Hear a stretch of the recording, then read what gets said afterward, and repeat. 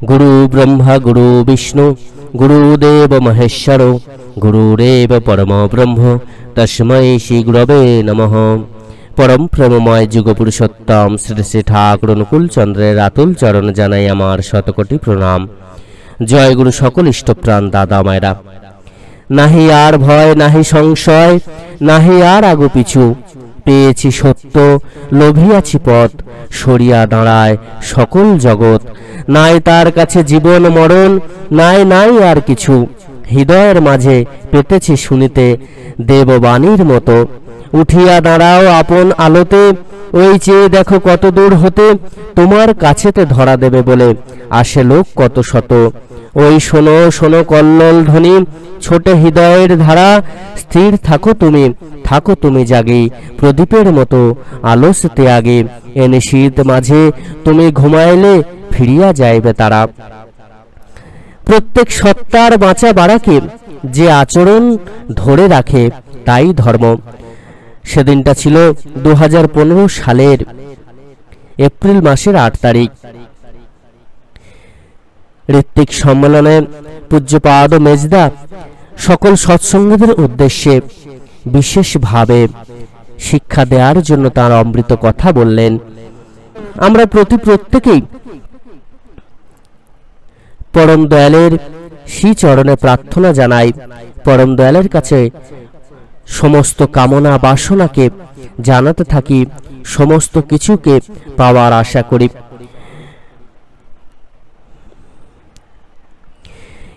তার জন্য অনেকে আবার ধর্ম করেন, কিন্তু প্রকৃত ধর্ম যারা পালনকারী, যারা প্রকৃত রূপে পরম দয়ালের আশীর্বাদ লাভ করতে চান, তারা কিন্তু অতি অবশ্যই তাদের নিজেদের বাঁচা বাড়াকে আচরণের মধ্য দিয়ে ফুটিয়ে তুলে এই জগৎকে সুন্দর সুমধুর করে তোলার চেষ্টা করবেন, এবং তারা কিন্তু প্রকৃত রূপে ভালো থাকবেন। তাদের সমস্ত কিছুকে তারা পূর্ণ করতে পারবেন, সমস্ত কামনা বাসনাকে পূরণ করতে পারবেন।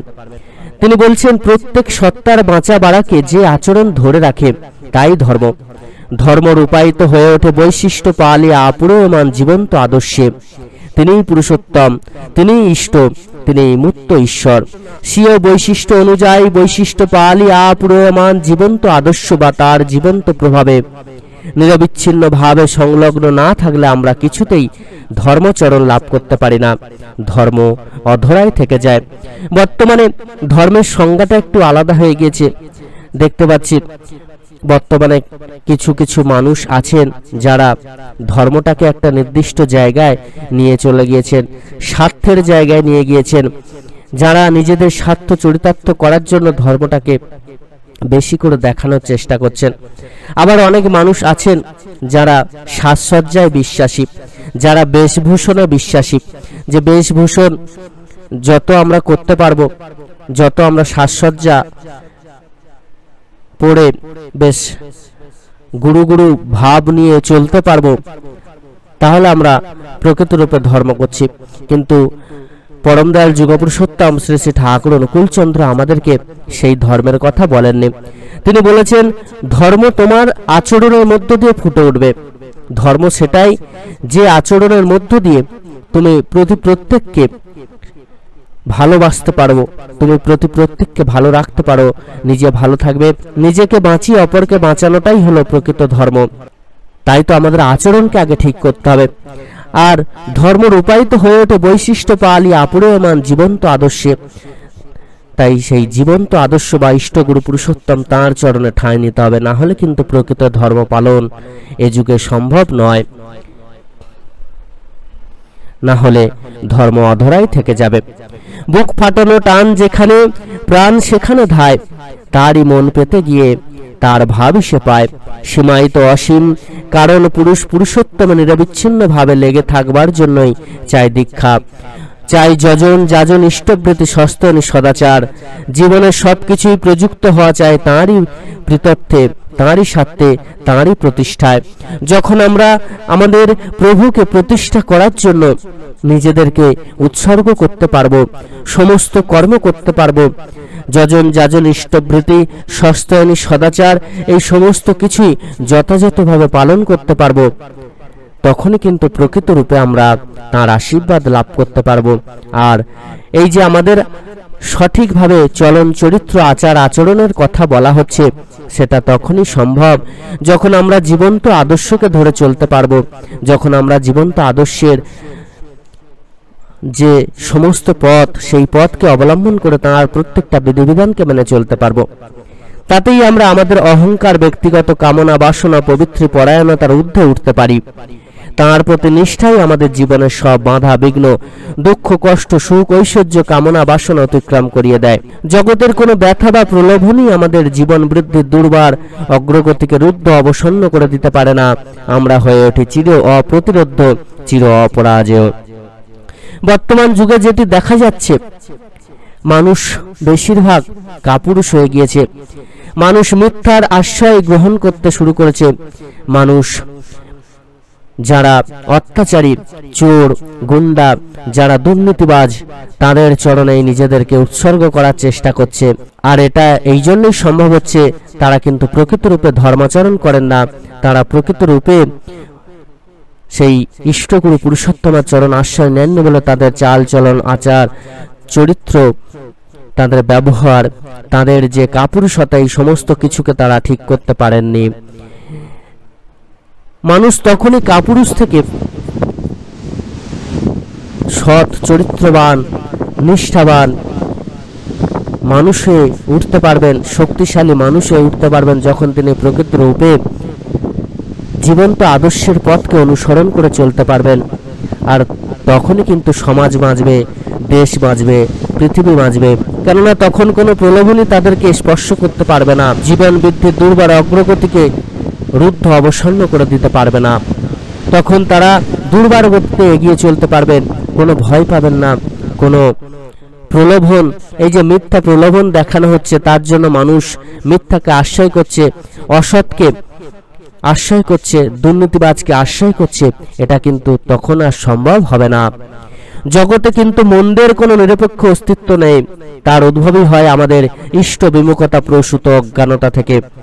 অর্থাৎ যখন মানুষ ইষ্ট বিমুখতা পোষণ করেন, ইষ্ট বিমুখ হয়ে চলেন, ভগবানের প্রতি যখন মানুষের নিষ্ঠা থাকে না, ভগবানকে যখন মানুষ ডাকতে থাকেন না, জীবন্ত আদর্শকে ধরে যখন মানুষ চলেন না, তখনই কিন্তু জগতে অসতের অভ্যুত্থান ঘটে, তখনই কিন্তু দুর্নীতিবাজদের অভ্যুত্থান ঘটে, তখনই কিন্তু মিথ্যার প্রশ্রয় বেড়ে যায়, তখনই কিন্তু মানুষ অজ্ঞানতার করালো গ্রাসে নিজেদেরকে নিমজ্জিত করে থাকেন।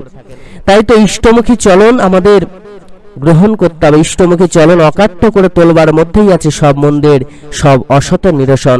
এই যে সমাজের বুকে এত অসৎ মানুষ বেড়ে গিয়েছে, এত মন্দের সংখ্যা বেড়ে গিয়েছে, এত অজাচার কুকর্ম, এত দুর্নীতি, এত চুরি ডাকাতি হচ্ছে, এই সমস্ত কিছু থেকে মুক্তি পেতে গেলে কিন্তু আমাদের প্রত্যেকেরই আগে নিজেদেরকে ইষ্ট বিমুখ হয়ে চলতে হবে, ইষ্টের শরণাপন্ন হতে হবে, জীবন্ত আদর্শের চরণ আশ্রয় করে তার আদেশ নির্দেশ মেনে চলতে হবে। তবেই আমরা প্রকৃত রূপে সৎ হয়ে উঠতে পারবো, তবেই আমরা সত্যকে সাথে নিয়ে চলতে পারবো, তবেই কিন্তু সেই শক্তি আমরা পাবো, যে শক্তির মধ্য দিয়ে আমরা অসৎকে নিরোধ করতে পারবো। বৈশিষ্ট্য পালি আপুরেমান আদর্শে বৃত্তিভেদী উজ্জি অনুরাগের ভিতর দিয়েই হয় আমাদের সব বৃত্তি অনুভূতির মুক্তি। আমাদের জীব মুক্তি, আমাদের অনন্ত বিস্তারের পথ চলা অনিবার্য হয়ে ওঠে। অহংকারী বিষয়াসক্ত স্বার্থপর হিংসা উন্মুক্ত পৃথিবী আজ বরুদ্ধমান। সবার অন্তর চাইছে এর থেকে বাঁচতে, এর থেকে মুক্তি পেতে, এই ভয়ঙ্কর নরক থেকে, ভয়াবহ কৃষ্ণ গহ্বর থেকে রক্ষা করবার দায় দায়িত্ব কিন্তু আমাদেরই। পরম দয়াল পরম পিতার আশীর্বাদ ধন্য আমরা জানি কেমন করে বাঁচা যায়, কিভাবে বাঁচানো যায়। সক্রিয় ইষ্টনিষ্ঠা, হৃদ্র বাক ব্যবহার ও অসৎ নিরোধী তৎপরতা, জীবনীয় চরিত্র, জীবনীয় বাণী, জীবনীয় অনুচর্যা, জীবনীয় অনুপ্রেরণা, জীবনীয় আচার আচরণ নিয়ে আমরা যদি প্রতি প্রাণে প্রাণে ইষ্ট প্রতিষ্ঠা না করতে পারি, তবে জগৎ বিধ্বস্ত হবে, আমরাও রক্ষা পাবো না। তাই চাই দীক্ষা, দীক্ষা চাই দীক্ষার প্লাবন, চাই যজন যাজন ইষ্টভৃতি সস্তয়নী সদাচারের অমৃত বর্ষী আচরণ নিয়ে ধৃতি পথের যাত্রী হয়ে ধৃতি মন্ত্রে সবাইকে উজ্জীবিত করে তোলা, উৎসাহিত করে তোলা, উজ্জীবিত করে তোলা। যেখানে বিভেদ, বিশৃঙ্খলা, বিচ্ছিন্নতা, সেখানেই নরক। বর্তমানে দেখবেন কিছু কিছু ধর্মগুরু রয়েছেন যারা দেখবেন এই সমাজের বুকে কিন্তু বিচ্ছিন্নতা সৃষ্টি করার চেষ্টা করছেন। এটা থেকে কিন্তু আমাদেরকে বাঁচতে হবে। অনেকে দেখবেন অপর ধর্মকে ছোট করার চেষ্টা করে, কিন্তু ধর্ম তো সেটাই যেটা প্রকৃত রূপে বাঁচা বাড়ার যায়, যেটা আশ্রয় করলে প্রকৃত রূপে মানুষ মানুষের মতো মানুষ হয়ে উঠতে পারেন। শুধুমাত্র কিছু আদব কায়দা করলাম, কিছু বেশভূষা ধারণ করলাম এবং কিছু মন্দিরে মন্দিরে গিয়ে প্রসাদ গ্রহণ করলাম, শুধুমাত্র এই করে যে আমরা প্রকৃত ধর্ম পালন করছি তা কিন্তু নয়। প্রকৃত ধর্ম হবে আমাদের আচরণে, আমাদের চরিত্রে, আমাদের অভ্যাসে, আমাদের চালচলনে, আমাদের কথাবার্তায়, তবেই প্রকৃত ধর্ম পালন হবে। আমরা যদি না নিজেদের চরিত্রকে পরিবর্তন করতে পারি, শুধুমাত্র একাদশী পালন করলাম, অমাবস্যা পূর্ণিমা পালন করলাম, আমরা অনেকে ভাবছি আমরা বৈষ্ণব হচ্ছি, অনেকে আবার ভাবছি আমরা শাক্ত হচ্ছি, অনেকে আবার বিভিন্ন গুরুদেবের দীক্ষা গ্রহণ করেছেন, অনেকে অনেক ভগবানকে মেনে চলেন, কিন্তু প্রকৃত রূপে নিজেদেরকে যদি না মানুষ করে গড়ে তুলতে পারেন, প্রকৃত রূপে সেই কর্মটাকে যদি না সঠিক করতে পারেন, নিজেদের চালচলন চরিত্রকে যদি না সঠিক করতে পারেন, তাহলে কিন্তু কোনোটাতেই কোনো কিছু লাভ সম্ভব হবে না। আমরা সমস্ত কিছু করছি, সারা জীবন ধরে পাপ করে আর শেষে তিলকমালা পরে একাদশী করে আমরা ভাবছি আমাদের সমস্ত পাপ থেকে বুঝে আমরা মুক্তি পেয়ে গেলাম, তা কিন্তু হয় না। তখনও পর্যন্ত যদি না আমরা নিজেদের চরিত্রকে পরিবর্তন করতে পারি, তাহলে সেই যে পুণ্য ফল আমরা লাভ করছি সেই পুণ্য ফল আমাদের কিন্তু লাগবে না। শুধুমাত্র ধর্মাচরণ করলাম, শুধুমাত্র কিছু উপাচার পালন করলাম, পূজা আচ্ছা করলাম, কিন্তু নিজেদের চলন চরিত্র, নিজেদের ব্যবহারকে ঠিক করতে পারলাম না, অসৎকে প্রশ্রয় দিচ্ছি, মিথ্যাকে প্রশ্রয় দিচ্ছি, আমরা প্রকৃত ধর্মকে নিয়ে চলছি না, প্রকৃত রূপে মানুষের মতো মানুষ হয়ে উঠছে না, দুর্নীতিবাজদের প্রশ্রয় দিচ্ছি, তাহলে কিন্তু আমরা প্রকৃত ধার্মিক হয়ে উঠতে পারলাম না। এই দিকটা কিন্তু আগে দেখতে হবে, কিভাবে মানুষ মানুষের মতো মানুষ। প্রত্যেকটা ধর্মগুরুই কিন্তু এই শিক্ষাটা আগে যদি দেন, তাহলে এই সমাজ কিন্তু ভালো হয়ে উঠবে। শুধুমাত্র আচার বা শুধুমাত্র বেশভূষা এর ওপর বিশ্বাস না করে, শুধুমাত্র এর ওপর ভরসা না করে, এর ওপর বেশি জোর না দিয়ে আমরা যদি প্রকৃত মানুষ হওয়ার দিকে প্রত্যেককে জোর দিই, প্রকৃত রূপে মানুষের চলন চরিত্রের দিকে যদি জোর দিই, প্রকৃত রূপে ভালো হয়ে ওঠার দিকে যদি জোর দিই, তবেই এই সমাজ ভালো হবে। আচার বেশভূষা পরলাম, তিলকমালা পরলাম, আমরা বৈষ্ণব হলাম, এতে করে কিন্তু সমাজের পরিবর্তন খুব একটা হবে বলে মনে করা যায় না। প্রকৃত রূপে ভালো হয়ে ওঠার দিকে যদি জোর দিই, তবেই এই সমাজ ভালো হবে।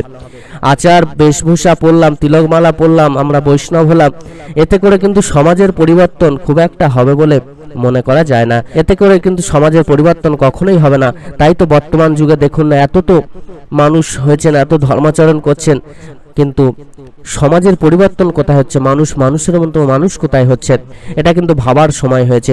আজকে দেখুন, কারোর মধ্যে কারোর মিল নেই, মানুষে মানুষে এত ভেদাভেদ। আজকে মিথ্যাকে আশ্রয় করে এত মানুষ চলছেন, দুর্নীতিকে আশ্রয় করে এত মানুষ চলছেন। কেন হচ্ছে এটা? আমাদের মনের মধ্যে যদি না মনুষ্যত্ব জাগাতে পারি, আমরা আমাদের বিবেককে যদি না জাগাতে পারি, তাহলে তো কখনোই আমরা প্রকৃত রূপে ভালো মানুষ হয়ে উঠতে পারবো না। যেটা তাই, আর যেটা সমাজের জন্য ক্ষতিকর, আর সেটাই আমরা চোখের সামনে কিন্তু দেখতে পাচ্ছি। পরম দয়াল তাই তো বারবার করে আমাদেরকে প্রকৃত মানুষ হওয়ার কথা বলেছেন। মানুষ যদি না আমরা হতে পারি, যদি না আমরা আচার আচরণে চলন চরিত্রে নিজেদেরকে মানুষ করে গড়ে তুলতে পারি, তাহলে সবই যে বৃথা। তাই তো এত দীক্ষার প্রয়োজন, মানুষকে প্রকৃত রূপে সৎসঙ্গের আশ্রয় করানো প্রয়োজন। যদি প্রত্যেকটা মানুষ পরম দয়ালের শ্রীচরণ আশ্রয় নিয়ে মানুষের মতো মানুষ হয়ে উঠতে পারেন, তাহলে কিন্তু এই সমাজ ভালো হবে, এই সমাজ বাঁচবে, এই দেশ বাঁচবে, এই পৃথিবী বাঁচবে। যেখানে বিভেদ, বিশৃঙ্খলা, বিচ্ছিন্নতা, সেখানেই নরক, সেখানেই শয়তানের রাজত্ব। পরম পিতার রাজত্বে কেবল সুখ, শান্তি, মিলন, শৃঙ্খলা, সংগতিশীলতা, অহম মত্ততার কোনো স্থান নেই পরম দয়ালের দরবারে।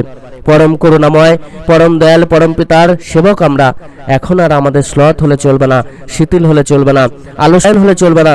বৈশিষ্ট্য পালিয়ে আপুরমান আদর্শের জীবন্ত প্রভাবে কেন্দ্রায়িত হয়ে ঝাঁপিয়ে পড়তে হবে। অমরণ রণে নরককে নির্বাসিত করতে, মৃত্যুকে অবলুপ্ত করতে, জীবনকে আহরণ করতে এখন চাই কেবল ধরা করা, বলা আর চলা। যারা সৎসঙ্গী, তারা যদি না ধরা করা, বলা চলা এই নীতিতে বিশ্বাসী না হন, তারা কিন্তু প্রকৃত রূপে সৎসঙ্গে উঠতে পারেননি। যারা নিজেদের চলন চরিত্র, আচার ব্যবহারকে ঠিক মতো করতে পারেননি, তারাও কিন্তু প্রকৃত সৎসঙ্গ হয়ে উঠতে পারেননি। শুধুমাত্র সদ্দীক্ষা গ্রহণ করলাম, পরম দয়ালের শ্রীচরণে আশ্রয় নেওয়ার কথা বললাম, আমরা সৎসঙ্গী হয়ে গেলাম তাও কিন্তু নয়। প্রকৃতরূপে মানুষ হতে হবে। ঠিক যেমন শুধুমাত্র তিলকমালা পরলাম, সাদা বস্ত্র পরিধান করলাম, কটা একাদশী পালন করলাম, আমরা বৈষ্ণব হয়ে গেলাম তাও কিন্তু নয়। প্রকৃতরূপে আপনি যেখানেই থাকুন না কেন, যে ধর্মই পালন করুন না কেন, যে পথই অবলম্বন করুন না কেন, মানুষ হতে হবে। এটাই প্রকৃত ধর্ম। আর সেটা হতে গেলে চাল চলন চরিত্র অভ্যাসকে পরিবর্তন করতে হবে, আমাদের মনুষ্যত্বকে জাগাতে হবে, বিবেককে জাগাতে হবে। আর তখনই কিন্তু আমরা প্রকৃতরূপে ভালো থাকতে পারবো। তাই তো পরম দয়াল বললেন, নাহি আর ভয়, নাহি সংশয়, নাহি আর আগো পিছু, পেয়েছি সত্য, লভিয়াছি পথ, সরিয়া দাঁড়ায় সকল জগৎ, নাই তার কাছে জীবন মরণ, নাই নাই আর কিছু, হৃদয়ের মাঝে পেতেছি শুনিতে, দেববাণীর মতো উঠিয়া দাঁড়াও আপন আলোতে, ওই চেয়ে দেখো কত দূর হতে, তোমার কাছে তো ধরা দেবে বলে আসে লোক কত শত, ওই শোনো শোনো কল্লোল ধ্বনি, ছোটে হৃদয়ের ধারা, স্থির থাকো তুমি জাগি, প্রদীপের মতো আলোস্তে আগি, এ নিশীত মাঝে তুমি ঘুমাইলে ফিরিয়া যাইবে তারা।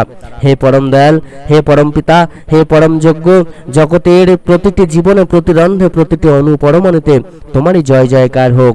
বন্দে লোক তিলকং শাশ্বত বার্তা বিভূষণম, অমর কর্তুত সারণম, প্রবুদ্ধং লোক জীবনং, প্রণয়ম প্রমত্ত জাগদীপনম, বন্দে জীবনং সৎপুরুষম, বন্দে পুরুষোত্তমম। পরম দয়াল যুগপুরুষোত্তম শ্রী শ্রী ঠাকুরের অমৃত কথা শোনার জন্য আমাদের চ্যানেলটিকে কিন্তু অতি অবশ্যই সাবস্ক্রাইব করে দেবেন। এছাড়া আমাদের আরও একটি চ্যানেল রয়েছে তত্ত্বকথা, সেই চ্যানেলটিকেও কিন্তু আপনারা সাবস্ক্রাইব করতে ভুলবেন না। সেখানেও আপনারা প্রত্যেক দিন পরম দয়ালের অমৃত কথা শ্রবণ করবেন এবং পরম দয়ালের অমৃত কথা শুনে সেইভাবে চলার চেষ্টা করুন। দেখবেন প্রকৃতরূপে ভালো থাকতে পারবেন, প্রকৃতরূপে পরম দয়ালের আশীর্বাদে আপনাদের জীবন ধন্য হয়ে যাবে। সকলে খুব ভালো থাকবেন। পরম দয়াল আপনাদের প্রতি প্রত্যেকের মঙ্গল করুন। জয় গুরু, বন্দে পুরুষোত্তমম।